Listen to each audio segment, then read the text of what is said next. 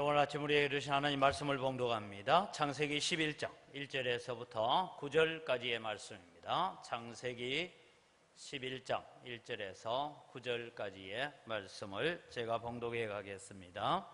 온 땅의 언어가 하나요 말이 하나였더라.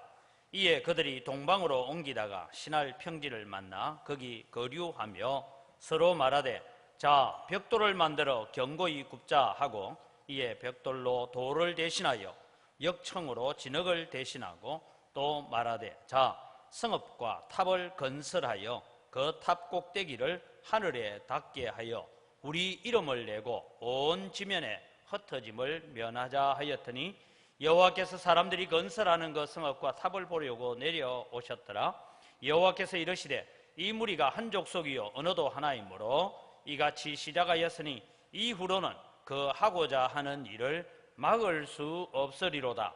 자 우리가 내려가서 거기서 그들의 언어를 혼잡하게 하여 그들이 서로 알아듣지 못하게 하자 하시고 여호와께서 거기서 그들을 온 지면에 흩으셨으므로 그들이 그 도시를 건설하기를 거쳤더라. 그러므로 그 이름을 바벨이라 하니 이는 여호와께서 거기서 온 땅의 언어를 혼잡하게 하셨음이니라. 여호와께서 거기서 그들을 온 지면에 흩으셨더라. 아멘. 우리의 찬양을 받으시는 아버지 하나님 감사합니다. 우리의 삶은 정말 기쁨으로 하나님을 찬양하며 하나님께 영광 돌리는 삶이 되어야 되는데도 불구하고 그렇게 살지 못한 우리의 잘못을 회개하면서 또 하나님 앞에 새롭고 거룩해지는 믿음의 기회가 되기를 원합니다. 오셔서 말씀을 듣고 깨닫는 지혜들을 저희들에게 허락하여 주시옵소서. 감사합니다. 예수님의 이름으로 기도드립니다. 아멘. 지난 주일에 우리는 아담과 하와가 타락하는 것을 교리적으로 살펴보기보다는 오늘 우리의 삶 속에도 여전히 우리는 선악과를 가지고 있고 그 선악과 때문에 우리는 늘 갈 길을 알지 못하여서 우왕좌왕하고 있는 우리들입니다. 그래서 우리는 이상한 것을 이상하다고 분별할 수 있는 지혜를 가져야 되고 그러면서 우리는 철저하게 하나님의 말씀 따라 살아야 된다. 그래서 말씀에 대한 분명한 신뢰, 분명한 인식을 우리가 가지고 살아야 된다라고 했습니다. 그러면서 우리는 눈에 보기에 좋은 대로 우리의 상황과 우리의 형편 따라서 우리는 결정하고 사는 자가 아니라 우리 하나님의 말씀 따라 살아가는 여러분이 되시기를 바랍니다. 그럴 때 우리에게 은혜가 있고 축복이 있는 것입니다. 그러면서 하나님께서 주신 기회들이 있는데 그 기회들을 놓치지 말아야 된다라고 말씀드렸습니다. 여러분 우리 제 오른편에 보면 우리가 하나님을 아는 말씀으로 충만해져 가고 하나님을 체험해 가고 하나님을 경험해 가야 된다라는 이 주제에 따라서 지금 제가 오늘 말씀은 허물어야 할 바벨탑이라는 제목으로 말씀을 생각하려고 합니다. 사람은 참으로 다루기가 까다로운 존재라고 생각을 합니다. 왜냐하면 사람은 자기에게 아무런 가능성도 없고 자기는 아무것도 할 수 없다라고 생각되어질 때는 철저하게 하나님 앞에 나와서 기도하고 하나님의 도우심을 구하고 하나님의 은혜를 찾습니다. 그런데 여러분 우리는 손톱만한 가능성만 있으면 우리는 그 가능성을 붙들고 우리는 교만해지고 하나님을 오늘 우리의 삶의 영역에서 몰아내려고 하는 그런 일들이 우리 가운데 일어나게 되는 것입니다. 그래서 하나님을 오늘 또 우리의 삶 속에 하나님의 간섭하심을 내 삶 속에서 몰아내려고 하는 이것이 뭐냐 하면 바벨탑 정신이에요. 여러분 우리는 바벨탑 나는 쌓지 않고 있습니다 라고 말할 수 있지만 오늘 우리는 이 바벨탑이라는 이런 정신세계 속에 갇혀서 우리가 살고 있는데 이 갇혀서 사는 삶이 어떤 것인가 한번 돌아보려고 합니다. 여러분 오늘날 정보통신의 혁명 속에 살고 있습니다. 처음 여러분 브라운관 TV가 나왔을 때에 그때 여러분 어떤 생각을 합니까? 우리나라가 80년대 들어와서 컬러 TV가 나오기 시작했습니다. 저는 그때 그런 생각을 해봤습니다. 텔레비를 천장에 달아놓고 볼 수 있는 기회는 없을까 이런 생각을 해봤어요. 여러분 그런 생각 안 하셨죠? 근데 요즘은 TV를 손에 들고 다 봅니다. 이런 시절이 오리라고 여러분 생각했습니까? 가족이 저녁 식사를 하기 위해서 앉았습니다. 아버지가 퇴근해 와서 식사를 하는데 아버지도 스마트폰으로 보면서 밥 먹고, 아내도 스마트폰 자기 보고 밥 먹고, 아들도 그렇고 딸도 그렇고 부부의 가족 간의 대화는 없습니다. 하물며 어떤 카페에서 보니까요, 자기들끼리 둘러 앉아가지고 얘기를 하는데 무슨 얘기를 하냐면 카톡으로 열심히 얘기하다가 야 우리 만나서 하자. 그래서 만났어요. 커피점에 카페에서 만났는데 만나가지고도 끊임없이 자기 핸드폰으로 오는 여러 가지 SNS 그거 보느라고 대화할 여가가 없는 사람들, 이런 시절이 오늘 세상이 되어갑니다. 여러분, 의학이 얼마만큼 발달되어 갈 것인가 하는 것에 있어서는 우리 몸에 있는 장기들을 다 여러분 새로 기계로 만들어낼 수가 있습니다. 한 가지만 못 만들고 다 만든답니다. 못 만드는 건 우리 몸에 피는 못 만든답니다. 피 외에는 다 만들어낸대요. 그래서 여러분 우리는 관절이 나가면 인공관절 심습니다. 한쪽 다리가 부상으로 잘려지니까 거기에 인공 다리를 붙여서 또 뛰기까지 하고 달리기까지 다 합니다. 물론 불편하기는 하겠지만은 이런 발달이 어디까지 갈 것인가 하는 것에 대해서 생각을 해봅니다. 여러분, 여러분이 지금 스마트폰 쓰시잖아요.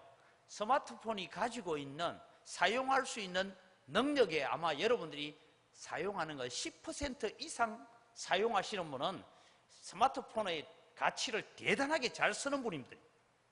제가 어느 정도 쓰느냐에 물어보니까 스마트폰을 판매하는 사람이 제가 쓰는 어플하고 이런 걸 다 보더니만은 목사님 한 5% 좀 씁니다 이래요.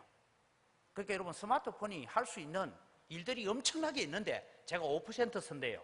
그래서 어느 정도 쓰는, 전에도 말씀드렸죠. 요즘 이제 내년부터 여러분 은행에 가서 종이 통장 있죠? 통장 찍어보는 거, 그걸 발급해 달라고 하면 2,000원씩 돈 내야 됩니다. 무슨 그런 세상이 있노? 이런 생각이 들지요. 근데 걱정하지 마시고 65세 이상은 그냥 해준답니다.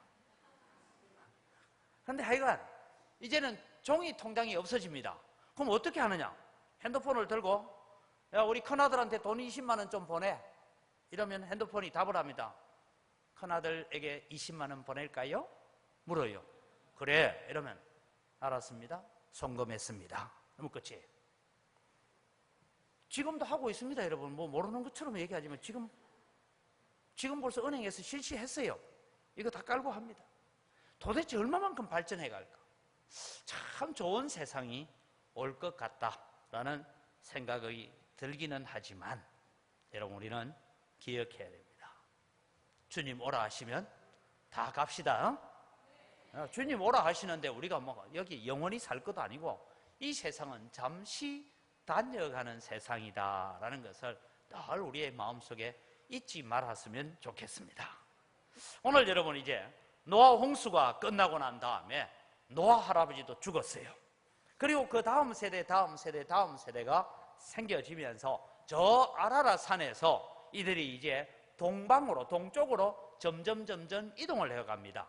사실은 동남쪽으로 이동을 해가요. 이동을 해가다가 그들이 시날 평지라는 곳을 만나게 됩니다. 시날 평지가 제가 지도를 설명을 하는 게 제일 좋을 것 같아서 여러분, 저기 화살표가 집중되어 있는 곳 있죠? 저기가 시날 평지입니다. 사우디아라비아 땅으로 위쪽으로 올라가서 지금 이라크라는 나라가 있는 곳인데 다음 사진을 보면 저기에 있는 니모롯이 살았던 시대라고 저희는 파란색으로 글자가 많이 적혀있는 저쪽이 시날 평지입니다. 저 시날 평지를 만났어요.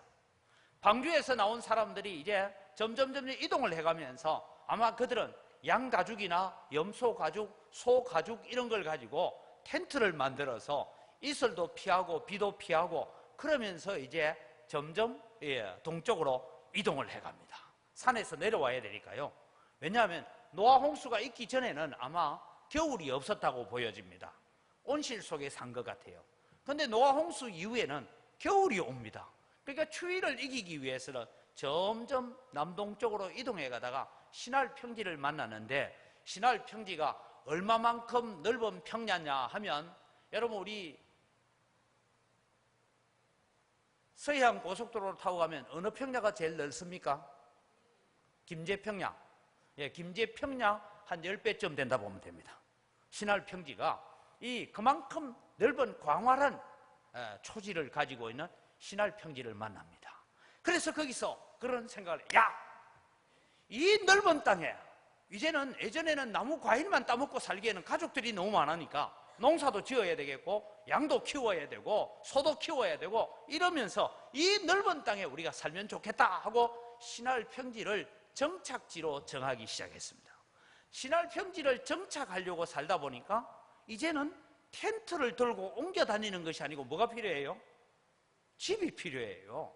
집을 짓기 위해서 이런저런 집을 짓기 위한 좋은 소재들을 만들려고 하다 보니까 아주 귀한 것을 하나 발견했습니다. 사진 하나 볼까요? 내화 벽돌을 발명했습니다, 여러분. 저거 별거 아니죠? 불에 구운 돌입니다. 진흙입니다. 여러분, 우리가 지금 볼 때는 저게 대단한 건가 생각을 하게 됩니다. 그런데 여러분, 사람들이 집을 짓기 위한 여러 소재를 돌을 가져와서 돌 위에다가 진흙을 발라서 또 돌을 포개고 해서 돌집도 지어봤어요.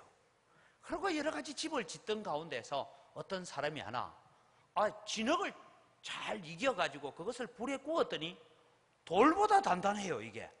이런 게 있냐?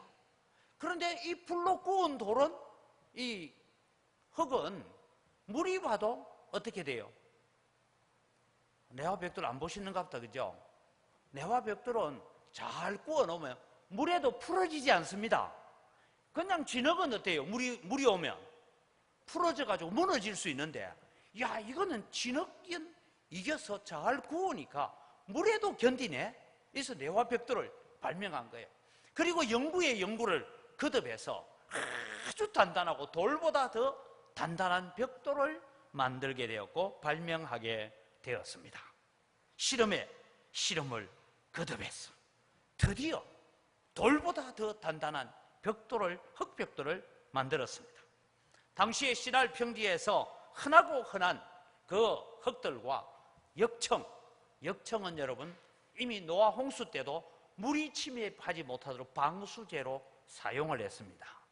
이 방수제는 오늘로 말하면 여러분 길에 나가면 아스팔트 위에 새카만 거 있잖아요. 그거 요즘은 이렇게 아스팔트가 좀 이렇게 잘 돼서 나오지만 저희 어릴 때만 해도요, 이렇게 더울 때는 덩어리 아스팔트가 있어가지고 그게 길에 끈적끈적하게 녹았어요. 그래서 저희들이 뭐냐면 저거 신발에 묻혀가지고 있으면 신발 잘 안 떨어진다고 신발에도 묻혀 살고 이랬어요. 신 목사님 모르는 얘기는. 그거 신발에 좀 묻혀 놓으면 신발 덜 떨어진다고 그래 살았어요. 근데 이게 여러분 방수 역할을 한단 말이죠. 그래서 구운 돌과 역청을 가지고 집을 지었더니 너무 좋은 집이에요. 얼마나 하나님 앞에 감사해야 됩니까? 하나님, 정말 이 벽돌을 우리가 구운 벽돌을 만들 수 있는, 불에 구운 벽돌이 돌보다 더 단단해서 이런 좋은 집을 지을 수 있는 지혜를 주시고 은혜를 주신 하나님 감사합니다. 그러면서 좋은 집을 짓고 잘 살아야 되고 하나님 앞에 감사해야 됩니다.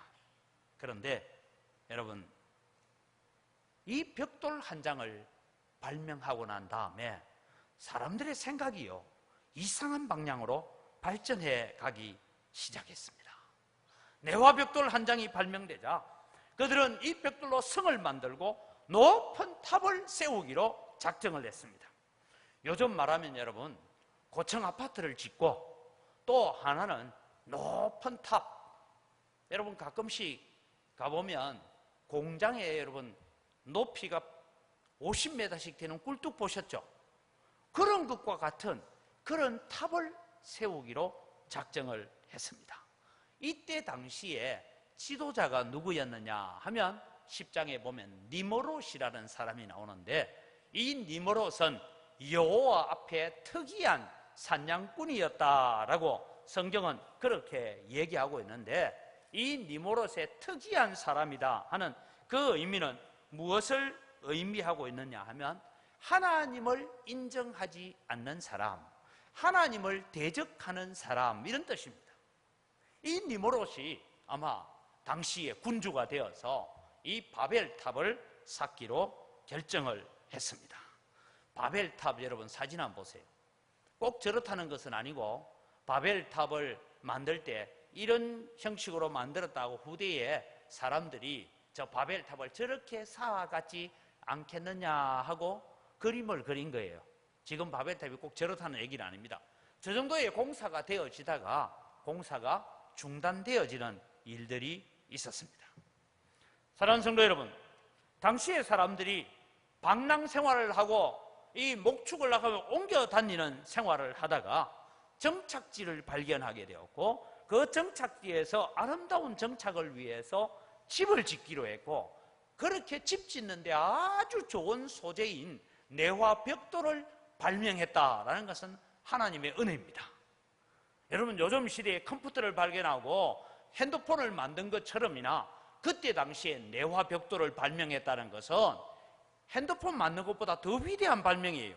지금 우리가 볼 때는 아무것도 아니지만 그때 당시에 이 돌보다 더 단단한 벽돌을 만들 수 있었다는 것은 굉장한 정말 위대한 발명을 하게 됐습니다. 여기까지는 하나님의 일반 은총이고 하나님이 주신 은혜였습니다. 그런데 여러분, 문제는 뭐냐 하면 하나님께서 사람을 만드실 때 너무 똑똑하게 만들었어요. 그래서 주신 것을 가지고 하나님 앞에 감사하고 그렇게 해야 되는데 너무 똑똑하다 보니까 그들은 어떤 생각을 가지게 되었습니까? 4절 말씀을 여러분 한번 보십시오. 또 말하되 자 성읍과 탑을 건설하여 그 탑 꼭대기를 하늘에 닿게 하여 우리 이름을 내고 온 지면에 흩어짐을 면하자 하였더니, 여러분 여기에 아주 중요한 얘기가 나오는데, 하나는 우리의 이름을 탑을 높이 쌓았어. 그 탑을 통하여서 우리 이름을 내고, 그때 이 탑을 쌓았던 사람들하고 여러분 보통 보면 어디 가면 귀한 자 혹은 또 이게 뭐 설계도를 누가 그렸고 이 당시에 공사를 누가 했고 하고 이름 적어 놓는 것처럼 우리 이름을 내고, 하나님께서 너희는 생육하고 번성하여서 온 땅에 편만하게 퍼져나가라고 했는데 흩어짐을 면하자라고 결정을 했어요. 그러니까 여러분, 제가 우리 교재 안에 적어 놓은데 여러분 구역 공간을 위해 썼는데, 창세기 9장 1절과 7절과 11절의 하나님의 언약을 정반대하는 쪽으로 우리는 흩어지지 말고 이 성 안에서 다 살자, 그러기로 결정을 했다는 것입니다. 탑 꼭대기를 하늘에 닿게 하자라는 것은 여러 가지 해석을 가질 수 있습니다. 하나님께 대한 도전이다, 뭐 그럴 수도 있지만 제가 볼 때는 홍수가 와도 물이 침범하지 못하고 탑 꼭대기 가면 살 수 있다. 하나님은 다시는 내가 물로서 심판하지 않겠다 했는데 혹시 다시 홍수가 난다면 우리가 탑 꼭대기에서 살자, 그런 생각을 가지기도 했습니다. 그들은 벽돌을 개발할 수 있는 지혜를 주신 하나님을 찬양하고 하나님을 높이고 하나님께서 주신 지혜를 가지고 하나님 앞에 감사하며 살아야 되는데 하나님의 이름은 없고 우리 이름 내기에 급급하게 살아갔던 것입니다. 사랑하는 성도 여러분, 벽돌로 집을 지어 사는 것은 죄가 아닙니다. 지금까지 사람들에게는 반듯한 집이 없이 살았습니다. 그것은 하나님이 기뻐하실 일입니다. 사람들이 편리하게 사는 것은 하나님이 주시는 은혜입니다, 여러분. 그것은 하나님의 축복입니다. 그런데 사람들의 생각과 하나님의 생각은 달랐죠. 하나의 귀한 발명품을 가지고 해서는 안 되는 일을 하고 있다는 것입니다. 그것이 뭐냐 하면 사람들은 이 불에 구운 내화 벽돌을 쥐고는 얘기했습니다. 우리는 이 위대한 발명품인 벽돌을 발명했다. 앞으로 우리가 더 많은 것을 발명하게 될 것이고 더 많은 기술을 발전시켜 나갈 것이다. 우리 앞에 불가능은 없다. 이 벽돌을 이용하여서 우리는 더 아름다운 건축을 짓고 우리는 흩어지지 말자. 하나님도 이 벽돌집 안에 살고 있는 우리를 흩어놓지는 못할 것이다. 이런 생각으로 발전해 가기 시작했다는 것입니다. 사랑하는 성도 여러분, 우리에게 주신 모든 것은 하나님의 영광을 드러내라고 주신 것인 줄 믿으시기 바랍니다. 그런데 여러분, 우리가 휴대폰을 들고 스마트폰 가지고 살면서 하나님 감사합니다 잘 안 되죠? 그렇지 않습니까? 그걸 여러분 우리가 즐기기는 하고 그것을 가지고 사용하고 편리하게 쓰지만 하나님 누가 발명했는지 모르지만 정말 감사합니다 이런 기도가 잘 나옵니까? 잘 안 돼요. 여러분. 하나님 우리에게 이런 지혜를 주셔서 이렇게 평안하고 안정된 집을 지을 수 있는 그런 지혜를 우리에게 주셔서 하나님 감사합니다. 이제는 더 이상 우리가 잘 짓고 잘 지세 우리 집 잘 지세 이 찬송만 부르지 않겠습니다. 우리는 또 다른 사람들의 집을 짓고 또 다른 사람들을 하나님을 영화롭게 하고 또 다른 사람들이 하나님이 주신 지혜를 찬양하도록 그렇게 만들어 가겠습니다라고 하나님을 더 잘 섬기고 하나님의 영광을 위해서 살아야 되는데 벽돌 한 장 발명해 놓고 우리에게는 불가능은 없다라고 외치면서 걸어가기 시작한 것이 뭐냐? 바로 죄의 본성을 가지고 있는 인간의 본성이더라 이 얘기입니다. 이게 여러분 오늘 우리 속에도 있다는 거예요. 하나님의 영광을 드러내고 더 순종하겠습니다. 더 감사하며 살아가겠습니다. 그렇게 해야 되는데 이 벽돌 한 장을 발명하고 난 다음에 하나님의 간섭을 우리의 인생 속에서 몰아내기로 작정을 한 것입니다. 이 벽돌 한 장이 인간의 마음을 바꾸어 놓고 말았습니다. 이제는 하나님 없어도 된다. 우리는 벽돌만 있으면 된다. 역청만 있으면 된다. 그렇게 살아가기로 결정했습니다. 아마도 바벨탑이라는 것은 그들이 흩어지지 않고 살 수 있는 고층 아파트를 짓기로 작정한 것 같습니다. 인간의 기술을 찬양하고 테크노피아의 한계를 뛰어넘고 인간의 한계를 극복한 위대한 작품을 만들기로 작정했습니다. 하나님을 찬양하기 위한 신전이 아니라 사람을 찬양하고 사람을 높이고 자기들의 이름을 드러내기 위한 그런 결정을 한 것입니다. 여러분, 뇌화 벽돌 한 장 발명이 인간의 깊숙한 곳에 숨어있던, 즉 쉽게 말하면 지난주일의 말씀처럼 먹음직도 하고 보함직도 하고 지혜롭게 할 만큼 탐스럽기도 해서 내가 하나님같이 될 수 있다라는 그런 마음으로 선악과를 향하여 나아갔던 아담과 하와처럼 이 벽돌 한 장이 하나님의 간섭과 하나님의 통제와 하나님의 말씀에서 우리는 벗어날 수 있다라고 그렇게 생각한 것입니다. 뇌화 벽돌 한 장 발명하고 하나님의 간섭을 몰아내려고 하는 이 사람들, 온 땅에 편만해지라고 명령하신 하나님의 명령을 어기고 우리는 흩어지지 말자. 우리가 다 한 가족인데, 우리가 다 한 민족인데, 우리가 다 같은 집안인데 왜 흩어져 살아야 돼? 온 땅에 편만하라고. 아이고 하나님이나 편만하라고 해. 우리는 모여서 살 거야.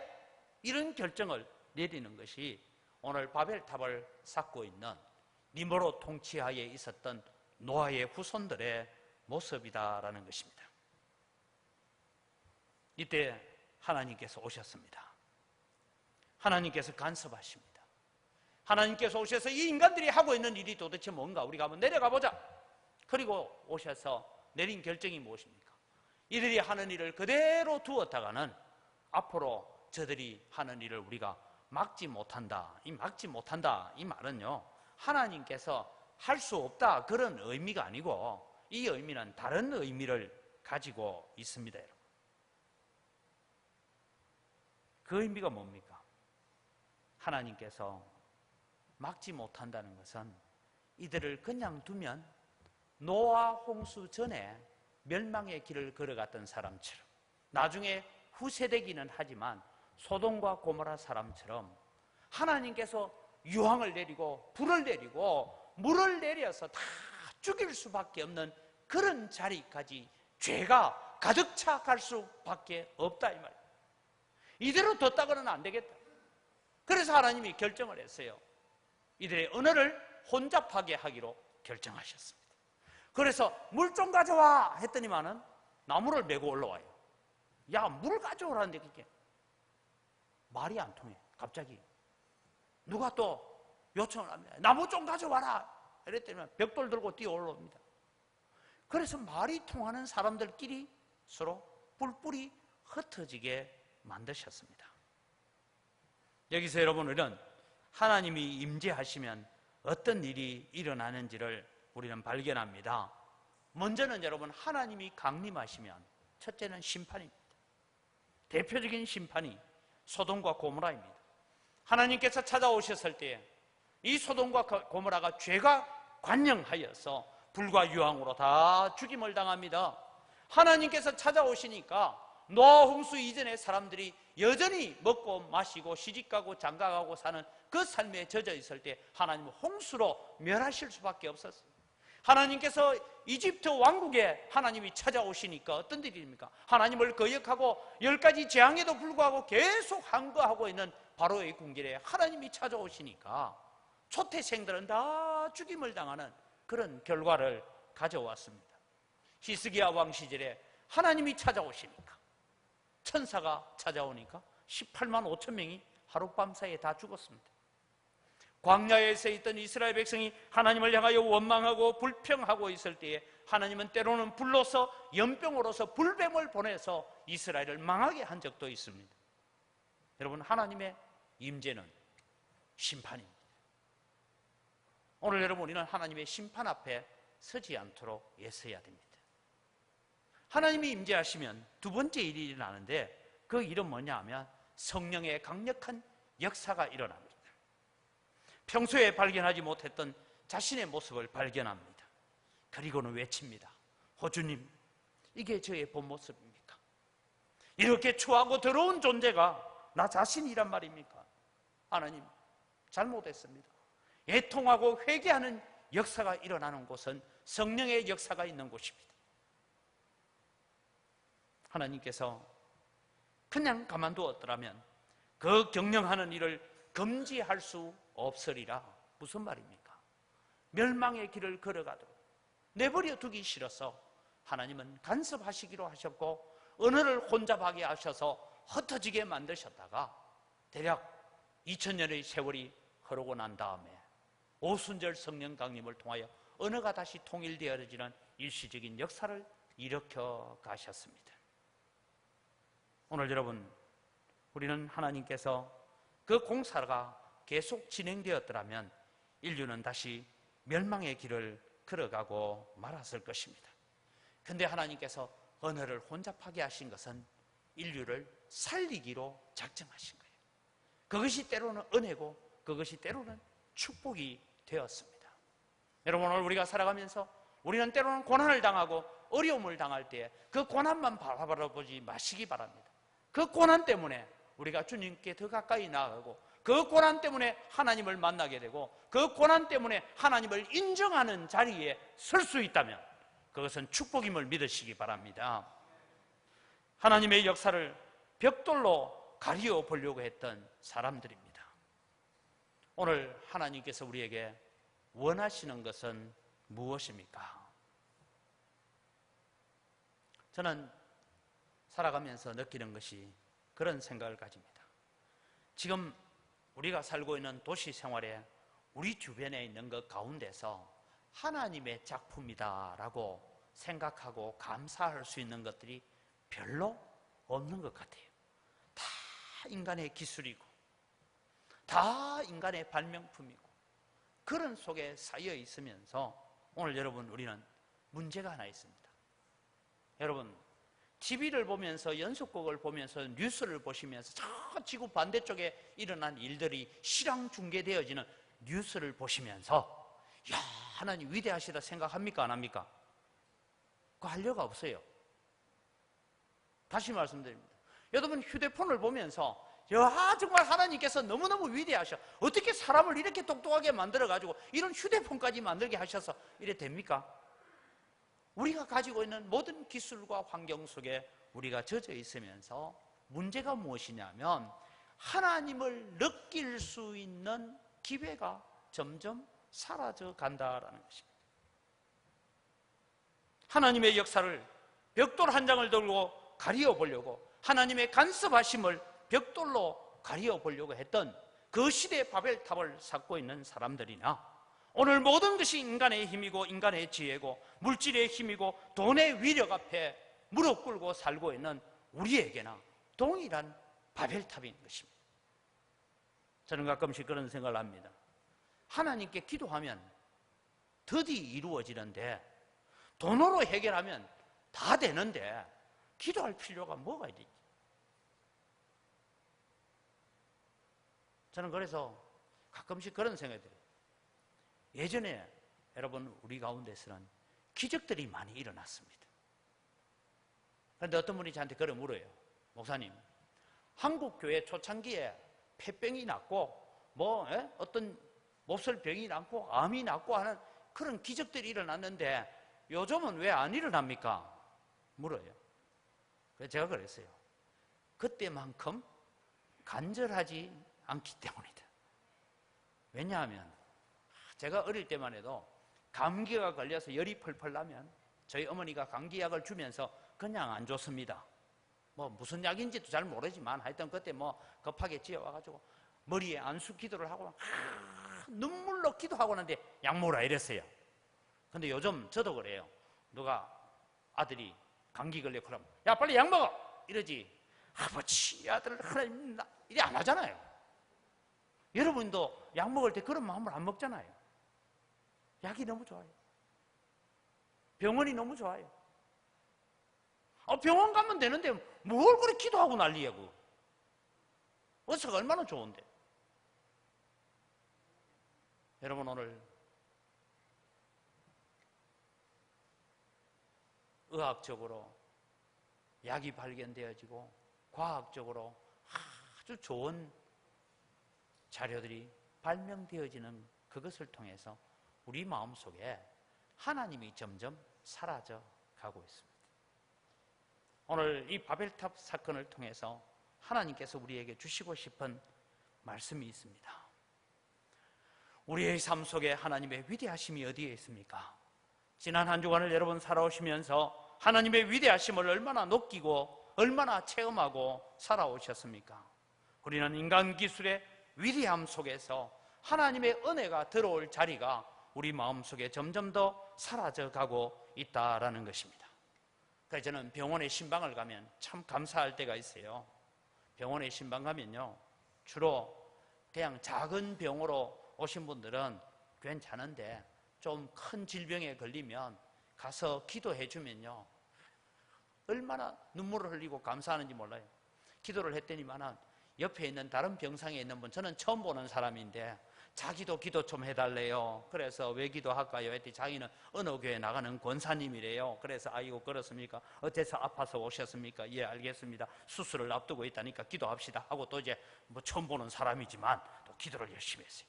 기도를 하고 나니까 그 다음에 또 이래요. 그 권사님이 목사님 저 맞은편에 있는 저 사람은요 예수는 안 믿는데요, 저 사람도요 내일 수술이 있는데요 목사님 기도해 주세요. 그래서 제가 가서 물어봤어요. 기도해 드릴까요? 하니까 예 하고 딱 일어나더니 무릎을 꿇고 딱 앉더라고요. 그걸 기도했어요. 기도했더니만은 어디서 배웠는지 아멘 소리는 그래 잘하더라고요. 교회는 안 나가. 왜?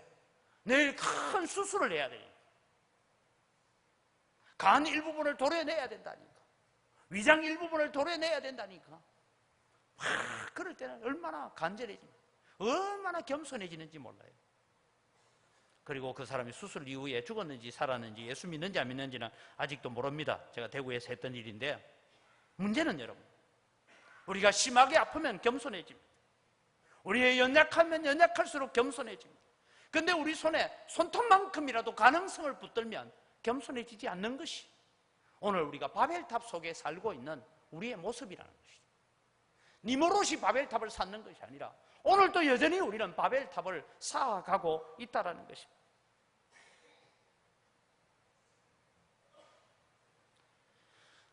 사랑하는 성도 여러분, 우리는 사업도 성공해야 되고 자녀들도 출세해야 되고 돈도 많이 벌어야 합니다. 제가 광주로 이제 임지를 옮겼다 이러고 이제 갑니다 하고 했을 때에 저희 동료, 동기 목사들 또 선배 목사님들, 후배 목사님들이 하나같이 하는 이 문자가 내용은 종합하면 한 가지입니다. 광주에 가셔서 목회 대성하십시오. 내용은 이렇고 저렇고 하지만 한마디로 모으면 광주에 가셔서 목회 대성하십시오. 그런 많은 소식을 들으면서 제가 그런 생각을 해요. 목회 대성이 뭘까요? 1000명 모으면 대성한 겁니까? 10,000명 모으면 목회 대성한 겁니까? 목회 대성이 뭘까? 저는 목회 대성은 편안하게 천국 많이 보내는 것이 목회 대성이라고 생각합니다. 맞잖아요. 천국 수출을 많이 해야지 우리끼리 붙들어 놓고 많이 있으면 안 되잖아요. 천국을 수출을 많이 하는 것이 잘하는 건데 숫자 많이 모으는 것이 대성일까? 저도 기도합니다. 하나님, 우리 영광교회 이렇게 되게 해 주십시오라고 제가 5가지 기도하는 제목들을 가지고 늘 기도합니다. 가끔씩 저는 이 설교를 준비하면서 제가 생각하는 것은 우리 교회가 부흥 성장하여서 또 다른 은광교회를 분리 개척해내고 저는 너무 멀리도 안 갔으면 좋겠어요. 임동에도 하나 개척하고 유동에도 하나 개척하고 이렇게 좀 교회들이 많이 세워졌으면 좋겠어요. 그런데 그것도 누가 했노? 장영돈 목사가 했다. 그러면 그거는 바벨탑이에요. 주님이 그 시대에 나를 사용하셨을 뿐이고 주님이 그 시대에 우리 영광교회를 사용하셨을 뿐이다. 이런 믿음으로 가야 되는데 자꾸만 뭐가 나옵니까? 내가 했다가 등장하게 된다고. 그러면 우리는 어떤 의미에서 바벨탑을 쌓아가고 있는 것입니다. 여러분 사업 성공하셔야죠. 돈을 많이 벌어야죠. 뭐 하려고요? 어깨에 힘주고 목이 뻣뻣해지기 위해서 돈을 벌어야 된다면 바벨탑입니다. 그게. 주님 주신 것 가지고 주님 어디 서시려고 이렇게 많이 주셨습니까? 어디 선교지에 뭐가 필요하다네요? 하나님 저곳에 또 교회를 세운다네요? 이런 곳에 이런 참 하나님의 사역을 위해서 필요한 물질이 있다네요? 하나님 제가 가지는 못하지만 제가 물질이라도 드리겠습니다. 그런 마음으로 살아간다면 그건 바벨탑이 아닌데 우리가 성공이라는 것도 하나님의 영광을 드러내고 하나님의 이름을 높이지 않는다면 바벨탑이 될 수 있다는 거예요. 그래서 저는 이 설교를 준비하면서 그런 생각을 해봤습니다. 정말 제가 꿈꾸는 목회 계획과 앞으로 제가 은퇴할 때까지 이루어가고 싶은 이 계획들이 정말 하나님만이 높아지고 하나님만이 영광받고 하나님만이 존귀해지는 길을 내가 걸어갈 수 있을까? 내 꿈대로 내 계획대로 제가 생각하는 방법대로 다 이루어졌다면 그때도 정말 하나님은 위대하십니다라고 고백하면서 물러갈 수 있을까? 이게 여러분 저의 숙제가 아니라 오늘 우리 모두의 인생의 숙제가 되기를 바랍니다. 오늘 우리는 허물어야 될 바벨탑을 너무나 많이 쌓아가고 있습니다. 성공하셔야죠. 그러나 성공이 바벨탑이 되지 않기를 바랍니다. 자녀들이 잘 되어야지. 그것이 바벨탑이 되지 않아야 되는데 하나님의 영광은 어디로 가버리고 없고 벽돌 한 장 들고 내 인생에 하나님 더 이상 간섭하지 마세요. 벽돌 한 장 들고 우리의 삶 속에 하나님이 이제 더 이상 간섭하거나 말하지 마세요. 우리 알아서 살아갈게요. 그렇게 결정하는 니모로 시대의 사람들이라면 오늘 우리는 어떻게 살고 있습니까? 오늘 하나님은 언어를 혼잡하게 하는 이 일들을 통해서 우리에게 주시는 교훈이 있습니다. 모든 인류가 기술로 하나 되는 것이 하나님 원하는 것이 아닙니다. 우리가 다 성공하는 것이 하나님이 원하시는 것이 아닙니다. 우리의 계획이 잘 성취되어져 가는 것이 하나님 원하시는 것이 아닙니다. 또 다른 바벨탑이 될 수가 있습니다. 그렇다면 하나님이 원하시는 것은 오늘도 우리는 끊임없이 하나님의 은혜 앞에 겸손해지는 것입니다. 주님이 주인 되심을 인정하는 것입니다. 하나님이 나의 왕이십니다. 명령하십시오. 제가 순종하겠습니다라고 더 낮아지는 것입니다. 우리에게 뭔가 가능성이 있을 때 그 가능성 붙들고 몸부림치는 자가 아니라 하나님이 이 작은 가능성이 있는데 주님 이것이 주님 뜻대로 하나님의 영광을 위해서 주님 이름 위해서 사용되게 해달라고 하나님 앞에 무릎 꿇는 역사가 일어나야 됩니다. 그렇지 않다면 우리는 또 다른 바벨탑을 쌓아갑니다. 여러분, 우리는 많은 이론이 있고 많은 생각이 있고 많은 계획이 있고 내가 가지고 있는 많은 경험이 있고 많은 지식이 있습니다. 그러나 그것이 오로지 하나님 영광이고 주님의 뜻을 이루어드리는 일에 내가 사용되어야 되겠다라고 하나님 앞에 겸손하게 무릎 꿇지 않으면 우리는 하나님의 영광이라는 거창한 이름을 내걸고 하나님의 뜻이라는 이름을 내걸면서 우리는 또 다른 바벨탑을 쌓아가면서 이것이 하나님을 위한 것이라고 말하고 있을 때 하나님이 임재하셔서 그건 나를 위한 게 아니야 흩어버릴 수 있다는 것입니다. 사랑하는 성도 여러분, 내 삶의 주인은 누구십니까? 아담과 하와가 왜 타락했습니까?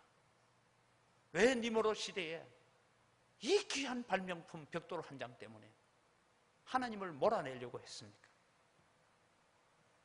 오늘 이 시간 우리는 하나님 앞에 겸손해져야 됩니다.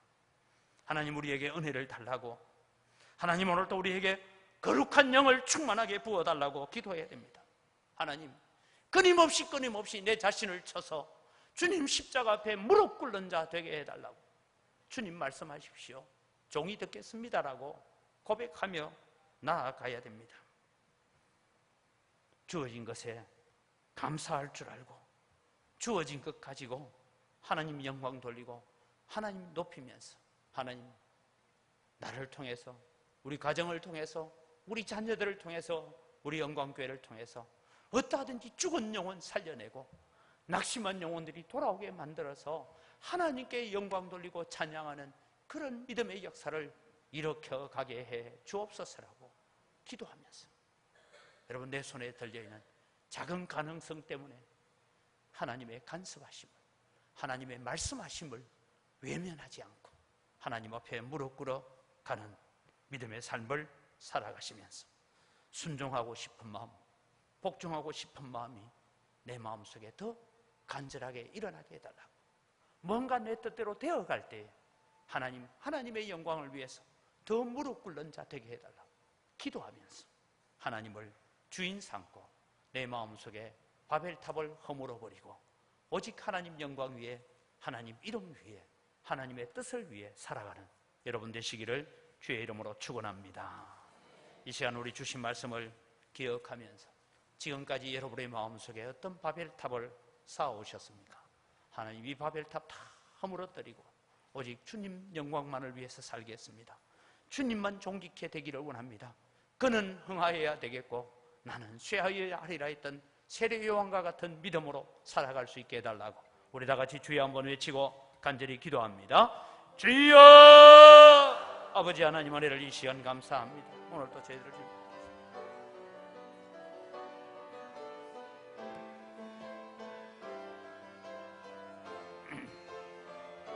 역사해 주시옵소서. 아버지 하나님, 오늘 또 주님 저희들을 주님 붙잡으시고 인도하시는 하나님의 사랑하심을 주님 저희들이 경험하게 하시고 체험하게 하시고, 아버지 하나님 오늘 또 인도하여 주시옵소서.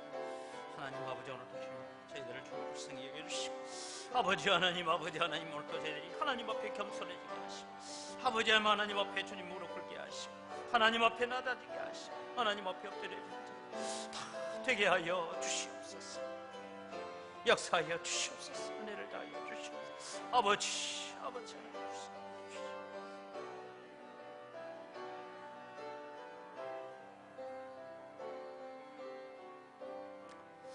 하나님 아버지, 불에 구운 벽돌 한 장 발명하고 그것 때문에 하나님의 간섭을 받기를 싫어하고 하나님의 능력보다는 사람의 능력을 더 의지하기를 원해서 바벨탑을 쌓아가는 어리석은 인생들이 오늘 가만히 돌아보면 우리 자신인 것을 발견합니다. 하나님, 저희들에게 긍휼을 베풀어 주시옵소서. 우리의 계획이 아름답고 우리의 지혜가 뛰어나고 우리가 바라볼 수 있는 안목이 있어서 그것 주신 하나님께 감사하고 그것 주신 하나님께 참 엎드려서 주의 이름을 위해서 주님 영광 위하여 살아야 되는데, 하나님, 우리는 조그만 것 손에 쥐고 그건 내 것이라고 주장하면서 하나님 영광보다는 내 이름이 드러나야 되고 하나님이 존귀케 되기보다는 내가 존귀해지기를 원하는 그런 삶을 살아오는 오늘도 바벨탑 속에 갇혀있는 우리 자신들을 발견합니다.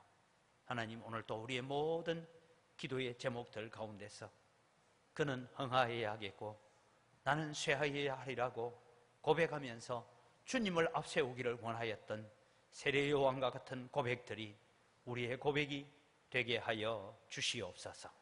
하나님, 우리에게 주신 것 가지고 감사하게 하여 주시옵소서. 우리에게 주신 것 가지고 하나님의 이름을 존귀케 하게 하여 주시옵소서. 우리에게 주신 것 가지고 하나님 더 높이며 복음이 전파되어지고 죽은 영혼 살아나고 낙심한 영혼 돌아오게 만드는 일에 쓰임받는 저희들 다 되도록 도와주시옵소서. 우리에게 주신 지혜와 우리에게 주신 물질과 건강이 하나님의 간섭을 우리의 삶 속에서 몰아내지 않게 하시고 더 겸손하게 십자가 앞에 엎드려지는 믿음의 삶을 살아가는 저희들 되게 하여 주시옵소서. 감사합니다. 예수님의 이름으로 기도드립니다. 아멘.